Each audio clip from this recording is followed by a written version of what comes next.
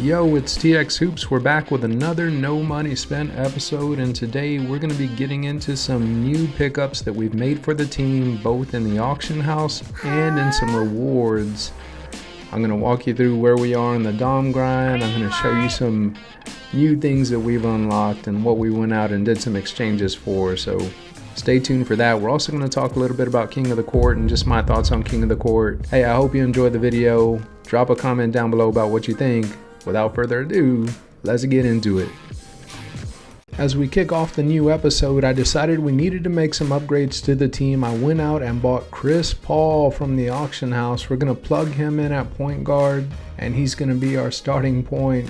Let's take a look at how Chris Paul moves a little bit. You see him? Okay, I see that little back step. Hey, what's that shot look like?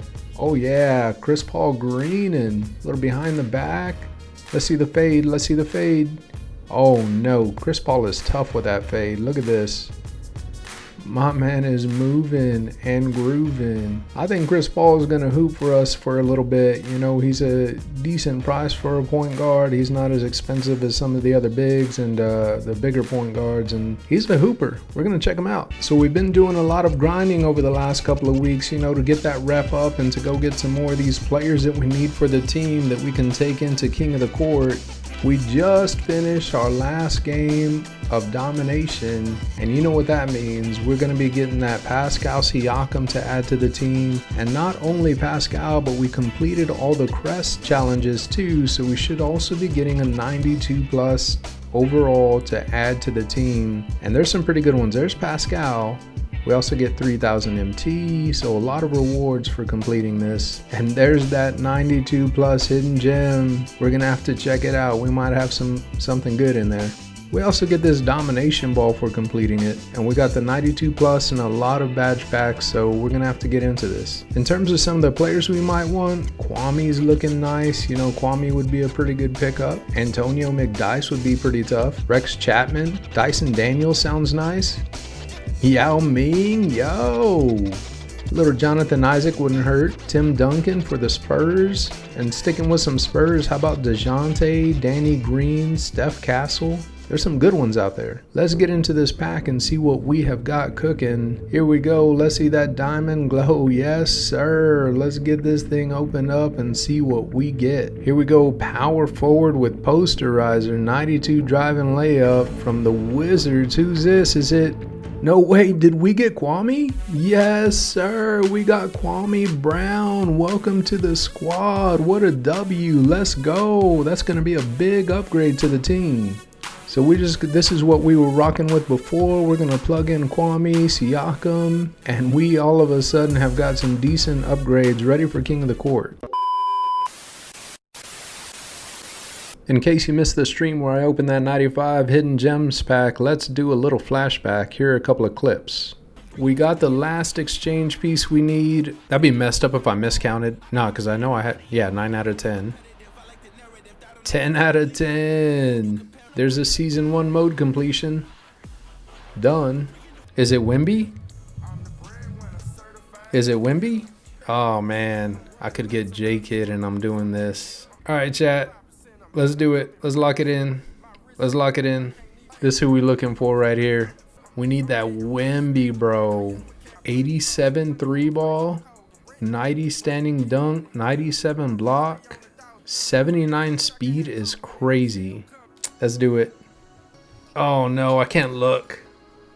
I can't look. Was it bad decisions have been made? Bad decisions have been made. Pink diamond, there it is, the pink diamond glow. Give me D-Rob, we're locked. Here we go. Come on, big man. Point guard, no! Right off rip. Point guard. No, not Jameer Nelson. No, bro. That is not Jameer Nelson. What's he like, 5'10"? Oh, bro, what? This is like the anti-Wemby. This is the complete opposite of Wemby, bro. There is no way it's Jameer Nelson. You are the worst thing that has happened to this country since food in buckets and maybe slavery. Here's what we're looking like so far, so let's talk a little bit about the drama that's been going on inside of King of the Court. Real quickly though, in terms of where I am, you can see I had about 7,500 points. I'm still playing some games. I only had one loss, so we're going to keep playing through and see how high a tier we can get. Hopefully get a diamond card to add to the squad. The opponent I recorded again, so you can see he's running Giannis, Jason Kidd. Damn!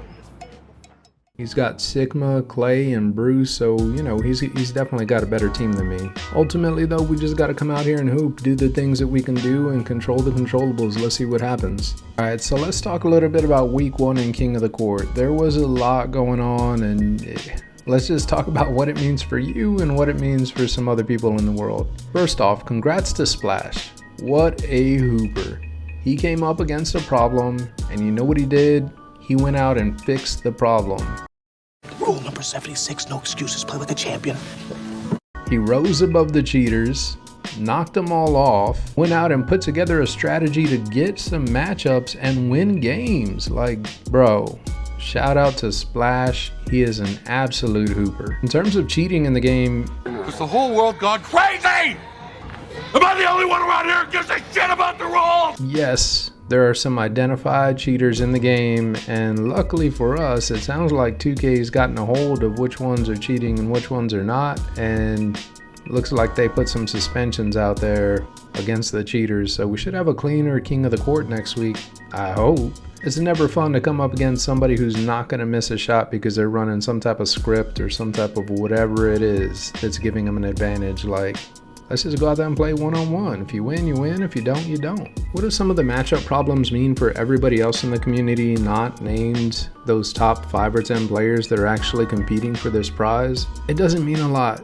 Like, look, I know everybody's trying to create this big deal out of it or whatever, and look, it really sucks for someone like Ty, who is out there really trying to hoop and is having issues matching up and so on. Like, I get it. But there's a lot of negativity coming off of the back of it because, yeah, it sucks for those people. You know what this is?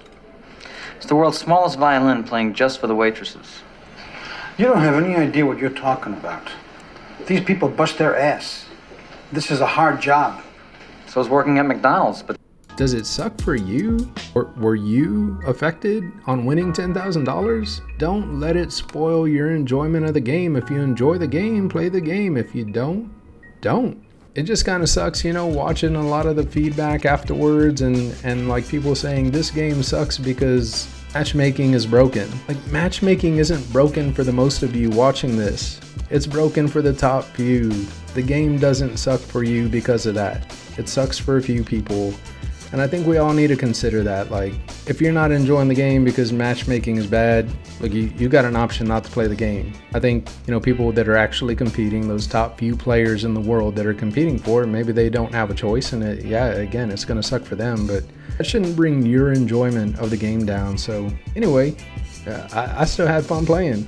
I like the fact that I could play anytime during the weekend and get my games in. Did not have a problem with matchmaking. I mean, it was what it was. Look, I'm not the best player. I'm working on my game. I'm trying to get a little bit better, but I didn't have any problems, so I still had fun with the King of the Court. I was glad that I got to play. I couldn't play all of last year because they had it in a time window where I just couldn't play. The biggest problem with what happened with King of the Court, and the biggest problem with so many things that happen in 2K, is just lack of communication from 2K about what's going on.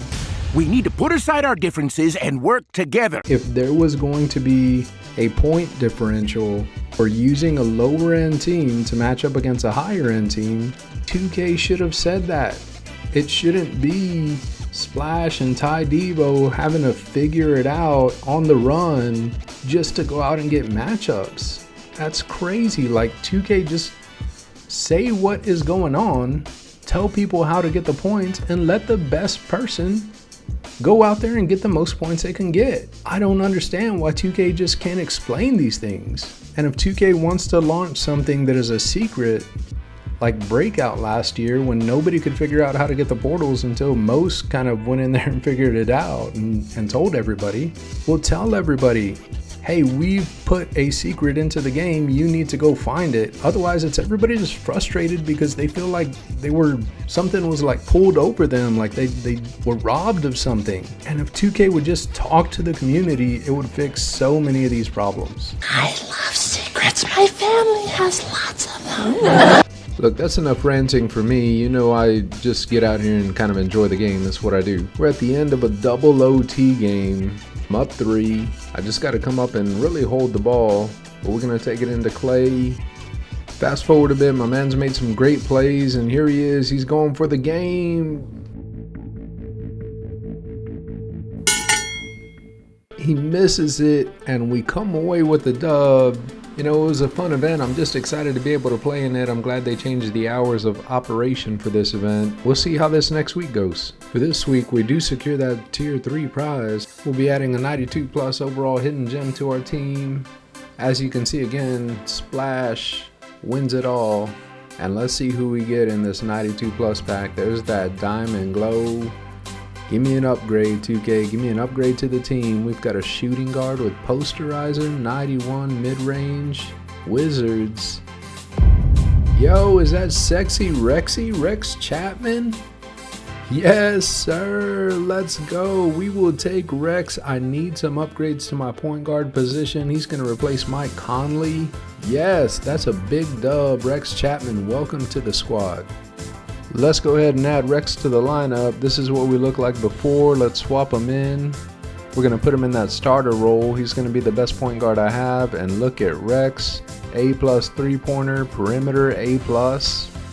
And here's just a little bit of look of how Rex is moving. You know, he dribbles okay. He's got that step back. Good behind the back. Fading to the corner. Green. Let's go, Rex. GG's, I appreciate you hanging out with me. If you want to subscribe, then go subscribe. Don't forget to like the video, and we will catch up with you next time.